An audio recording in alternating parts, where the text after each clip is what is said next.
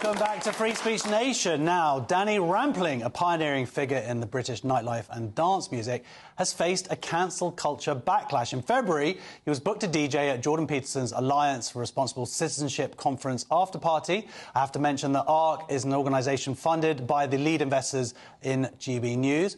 However, activists from Fossil Free London protested, claiming DJ Rampling was associated with far-right agitators. This led to the event's venue cancelling, and he lost multiple gigs. Despite the controversy, the DJ refuses to be silenced, calling for the preservation of free speech and open discourse. His case highlights a worrying trend in British nightlife where political views are being weaponised to silence dissent, threatening fundamental freedoms. We're joined now by co-founder of Together, Alan Miller. Alan, welcome. Thank you. Alan, I read you wrote a piece in Spike that covered the story, and I think what sort of came out to me most about it was you don't hear much about cancel culture within dance culture. This was kind of the first time I'd read about that.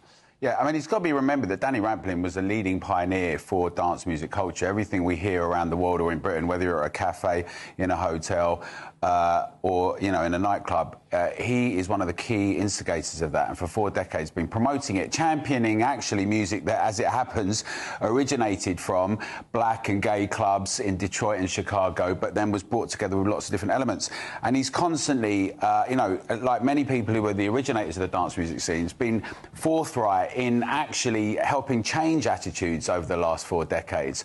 So it's particularly ironic, actually, that people start throwing these claims around. And, you know, it seems as though it's unacceptable to have ideas with people that say they want diversity, with ideas that are as terrifying as liking the opponent, the head of the Conservative Party, or being at an arena where the fastest growing new political party's leader is speaking, Nigel Farage at Reform.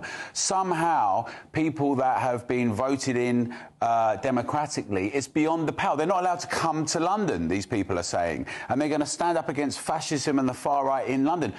But the question is, Josh, you see, Danny Rampling spent a lot of his time playing all over the world, bringing people together, giving great joy to people, has his own views and his opinions. He happened to say that it was great to be in a place where free-thinking people were. That seems to be beyond the pale as well.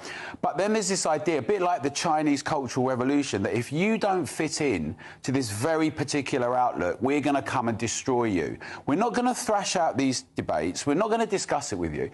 And who are Fossil Free London, right? They say they're going to stop people coming into London.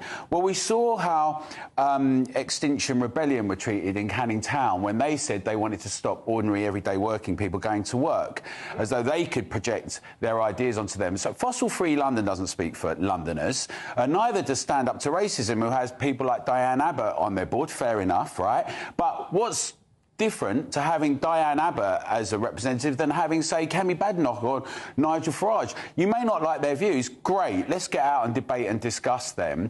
But these very few activists who seek to create real damage, actually, they seem to pretend that they represent everyone.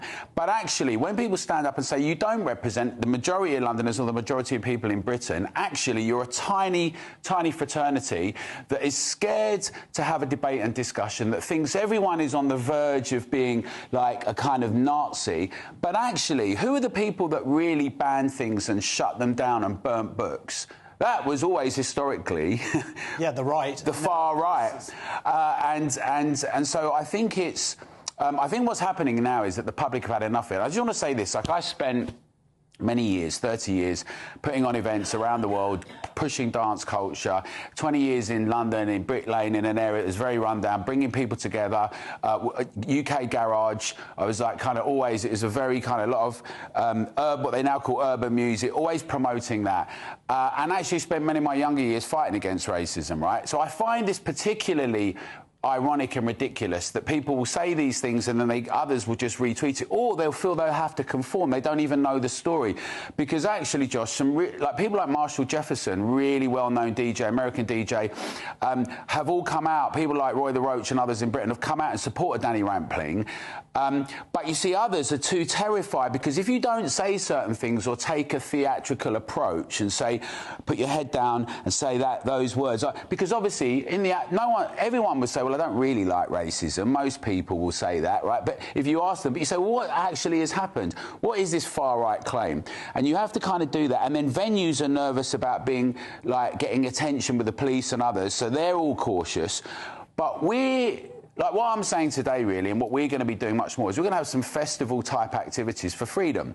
And we're going to have all sorts of people, DJs, comedians, artists, farmers, drivers, coming together and actually showing how the majority of the British public are decent and they want to see and hear things, they want ideas. And how could you possibly have creativity in the arts or music without freedom of speech and expression?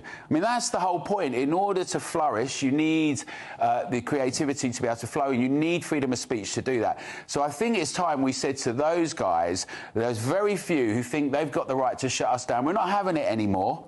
I think there's going to be some legal stuff, but that together, we're very much into getting the public to have its voices heard. And one thing we can all do, and all the viewers here can do, is make sure you tell bars and nightclubs and everyone, and music magazines like Resident Advisor and Mixmag, who decided to put the piece out uncritically. Make sure you write to them. Make sure you have your voices heard. Make sure you tell everyone. Tell your councillors, the elections are coming up on the 1st of May. Tell your MPs that you want to have free speech, that you want to see these things go on, you want to have these events, and particularly tell clubs and bars how you feel about it. I like the bit about telling your MP, I want to go out and take drugs while I listen to this music. But, I mean, this is how it works, of course, and we've seen it across so many... I've seen it in comedy, and, by the way, thank you for not booking me for this event that you're doing. We'd love to have you, Josh. Not at all. You've seen it here live. We'd love to have you there. Phew, that's one gig. But it's the fear, and that's the problem. As you say, it's a few people, a few very vocal people, and then to see bars, in this case, basically kowtow to them. But what's interesting is that the culture is moving forward. So it seems like dance culture somehow is still a little bit weirdly behind the times on this. I think a lot of people that are speaking up now are braver, and we are seeing people standing up for their right to speak freely on this. Yet dance culture somehow seems to be 2 years, 3 years ago. Well, I think what happens is that we say dance culture, there's all sorts of different things going on, right? So there's a multitude of different scenes and groups. But those that are involved in the publishing part of it, like who might be either doing the magazines or writing things or selling tickets or maybe being agents, very powerful positions, right, gateways, distributors of ideas, they are very much, some of them very much caught up with these ideas. The public that are going out, and many younger people, that sort of 16 to 25 age group is very different to the 25 to 35. As we've seen with young people who are voting for people like Reform and others, right, other independents, they're not going along with these ideas that that the slightly older generation were told, and we're all told you have to do the woke thing, which there's a lot of kickback against now. And frankly, right, I think that the yardstick should be, let's get it out and discuss it and debate it. If you genuinely think someone's got terrible ideas, let's have them out and let's flesh it out. Let's just assume everyone can cope with that.